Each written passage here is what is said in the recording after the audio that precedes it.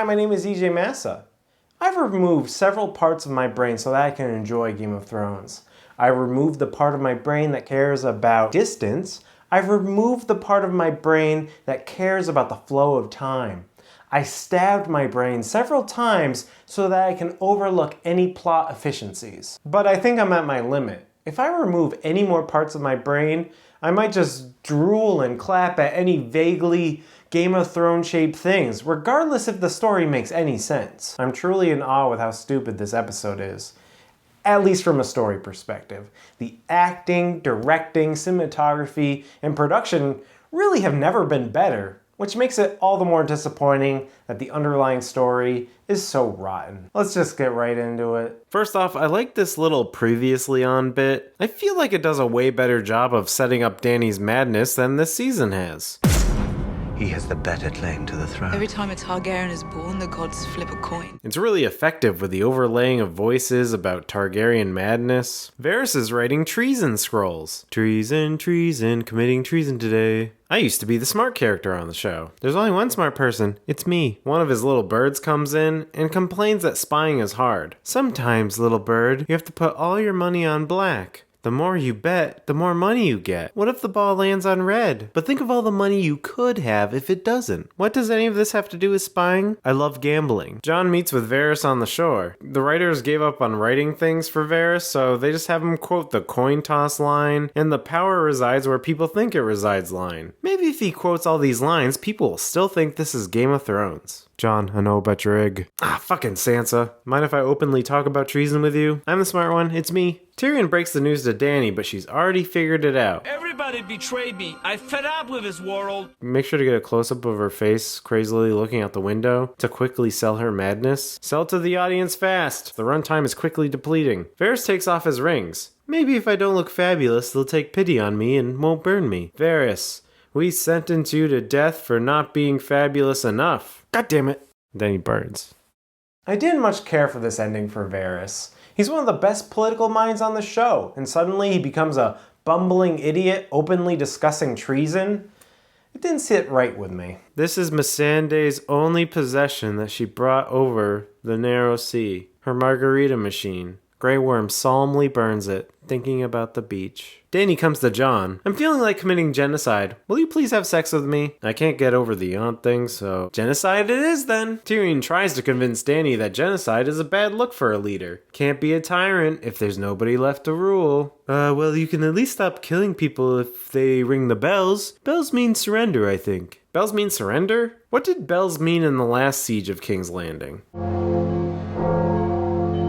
I've never known bells to mean surrender. Oh, so this is a bad show. People are flowing into King's Landing. Boy, do they love living and not being dead and on fire. Surely taking refuge here will prevent that. Jon and Tyrion meet Davos on the shore. Excuse me, Davos, would you be interested in committing some light treason? Didn't Varys get burned for treason? It's gonna be light treason. Light treason. Arya and the Hound try to sneak past their own soldiers. What are you doing here? We're castle inspectors. We're here to make sure your castle is free of rodents, pests, and Cersei's. If you have a Cersei infestation, it can really devalue your property. Oh, go right ahead, go right ahead. Tyrion tries to sneak past these young guys by talking hip and cool. It would be so lit if you let me see that dope prisoner. You dig? Emojis, am I right? Just go in, old man. Still got it. Tyrion goes to free Jaime, so hopefully he can convince Cersei to surrender so no innocent people will die. To be honest, I never really cared much for them.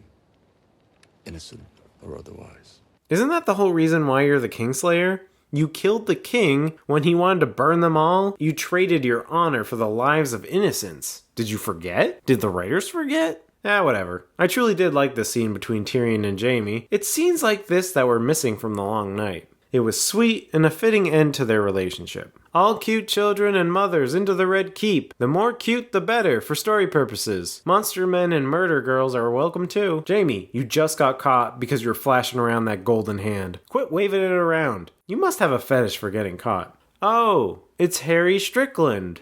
That guy who was introduced, and here he is again. Here he is. Harry Strickland. Tyrion is really trying to hammer home the point about the bells. If you hear the bells, you freeze. Make sure you listen for the bells. The bells mean stop doing violence. Remember the bells? Did you forget about the bells? This is what a bell looks like. This episode is called The Bells. When the bells ring... Shut the fuck up about the bells. Arya and the Hound shuffle in like they belong, while Jaime is left out and has to find a plot-convenient back door to the massive fortified castle. I hope Tyrion told him about all the secret passages into the Red Keep.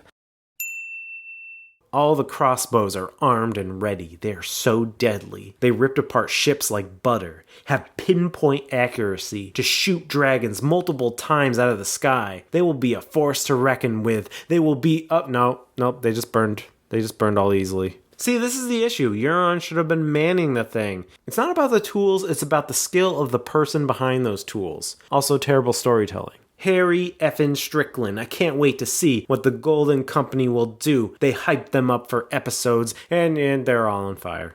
Oh, and Harry's dead. So the propane he loved so much came back to bite him in the ass. Oh, thank God, a daytime battle. I can finally see what's happening. Ew, I wish I didn't see that guy. Gross. Sorry to interrupt your evil staring, but we're fucked. Nonsense, our super accurate and deadly crossbows will save us. They dead. We have such good boats. Boats that we spent so much They dead. The Golden Company will. They dead. God damn it, I should have pushed for those elephants. Here come our virtuous heroes, looking so vengeful and violent like angry monsters. Huh. Well, they have to stand off against the evil, disgusting Lannister men who... You look like fine folks. I'd have a beer with this guy right here. Tyrion walks up to get a better view of his one true love. Bells. Please ring, my darling. We will stand firm and will never give up. Never, ever. We are giving up. Everyone is shouting for the bells to be rung. Tyrion is getting so hard. They're talking about the bells. Oh, yeah. Don't make a smug mug, Dany. The people don't like when you smug mug. Don't make the smug mug. I've been trying really hard all season not to do the smug mug. The bell rings. Oh, bells! But the bells don't please Dany. Bells suck. Tyrion sucks. It's a stupid name for the episode too. The smug mug's coming out. Mad smug mug queen, bitches! I like that this shot was a shot from Bran's visions. He can see the future, but only the past, but not really. He's Bran. I didn't entirely buy Dany's turn here. She was being so strategic with her dragonfire before, just hitting Lannister soldiers. Was it the bells? It made it look like the bells did it, but it's not. I think in interviews they said it was because that, the people didn't accept her, that they were afraid of her, and she wanted to be loved so desperately or something, and that made her snap. I think they could have made us feel that a bit more so that it didn't feel like such a random turn in the battle. Like, she's always been a well-intentioned but ruthless conqueror, and they did set up a lot of things that, like, she's been losing all her support structures with Jorah and Missandei and the dragons, so it makes sense that she would go mad. I just think there was a couple missing steps to get us to that specific point. Like, the outcome makes sense, and they did most of the work to get us there. They just need to do a little extra something for me to believe it. Grey Worm's mad too, and begins to slaughter soldiers who surrendered. Oh no, maybe we are the ones who are bad guys. Look upon my smug mug and tremble, tremble, and burn. If they ever gave me a close-up in this mayhem, they would see the most terrifying smug mug. So you see, kids, here's a lesson for you.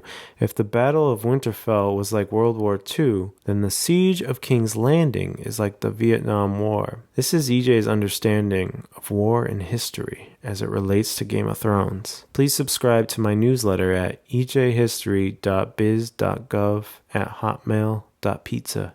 Hey, no raping! If that sort of thing is in our show, we can get in trouble on Twitter.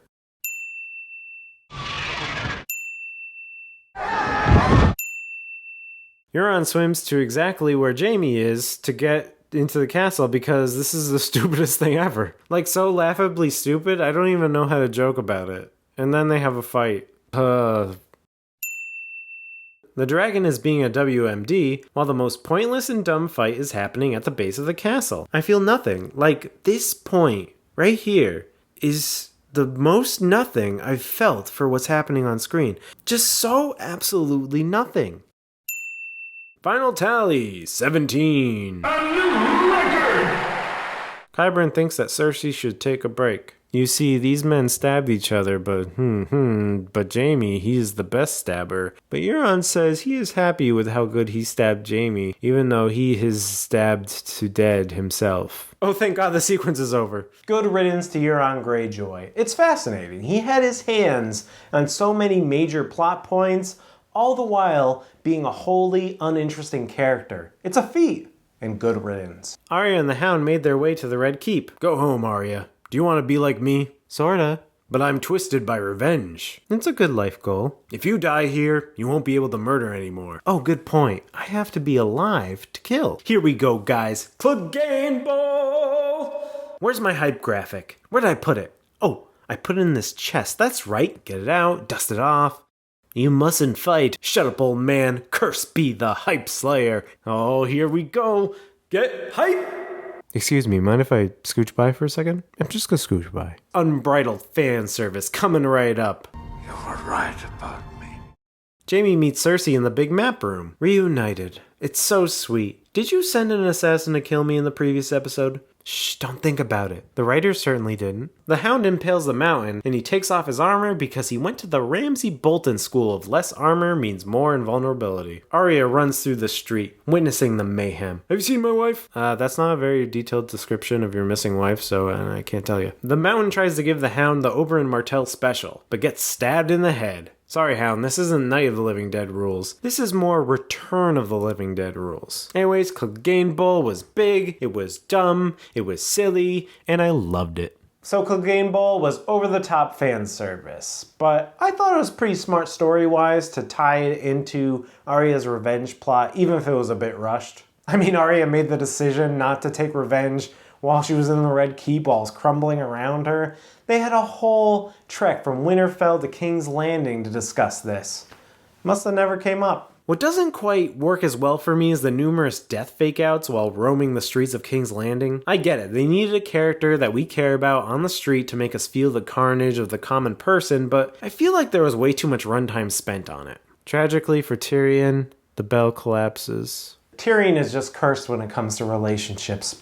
Personally, I was rooting for them. Jaime and Cersei die in the crypts together in a comical cave-in. Happy Mother's Day! That's kind of a fun tradition. Tywin Lannister died on Father's Day, and now Cersei died on Mother's Day. Wow, what dark, disgusting humans the creators of this show are. Arya finds a horse. It's, what? What's special about this horse? What's with this lens flare? Is this important? Is this horse Bran? Bran, did you become a horse? Clap your hooves twice if you are a horse. So that was kind of an interesting battle. Like, they spent episodes and episodes hyping up, the Scorpions and the Golden Company and how the sides have been evened out.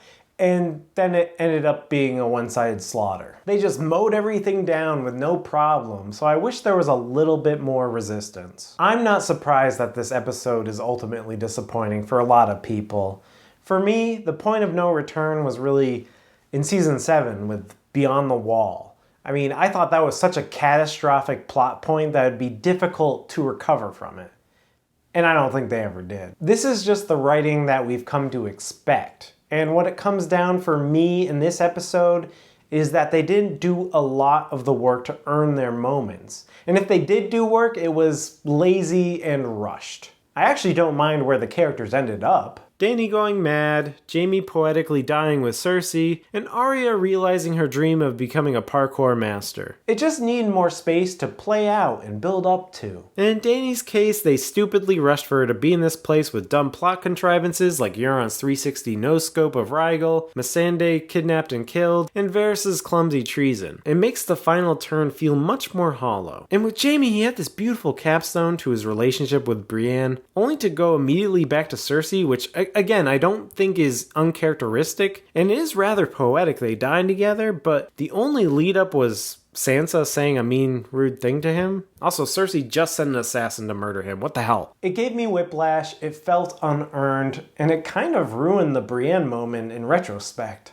Cersei was criminally underused this season, just staring evilly off a balcony. Euron freaking sucked, and I hated that he played such a huge role in rapidly getting plot pieces moved into place. He's not interesting enough of a character to warrant that role. There's definitely pieces that were interesting, like the Hound and Arya and the Hound's quest for revenge ultimately consuming him, and that being a warning to Arya. That was effective. Jaime and Tyrion's relationship end capped worked for me. Jon's perspective in the battle worked for me, like the whole, what have I done? What have I let happen? Kind of thing. And it is interesting that Dany and the Unsullied see themselves as saviors, but are more brutal and tyrannical than the people they're fighting. Very interesting stuff to think about, and everyone was acting at their peak. I liked that it was nice and bright and I could see everything. Really, Game of Thrones has never looked better in my opinion. So lots of little bits that I enjoyed there, but ultimately the story fell flat. Totally in service to the ending, but not in service to a good, satisfying story. Maybe a little more time to let things unfold, maybe a season for the Night King and a season for Cersei's storyline, or maybe if they had infinite amount of time, they still wouldn't have done it. Maybe they could have utilized the time they had better. I don't know. One thought that I saw on Reddit and a couple other places was, and I thought this was a great idea, was moving Rhaegal's death from the previous episode to this episode. So instead of getting 360 no-scoped by Euron, which made no sense and was stupid, maybe, it plays out in a similar way that Dany loses her support structures and Jorah and Missandei, that all happens. And then in this battle, they win and they surrender, like they ring the bells. But Cersei, has this one underhanded move where they have one last scorpion and, they think they all surrendered and Cersei does a cheap shot and shoots Rhaegal. And then Dany goes apeshit and she burns everything and she goes crazy. I like that because Dany feels a little more justified. It makes sense that she would go crazy.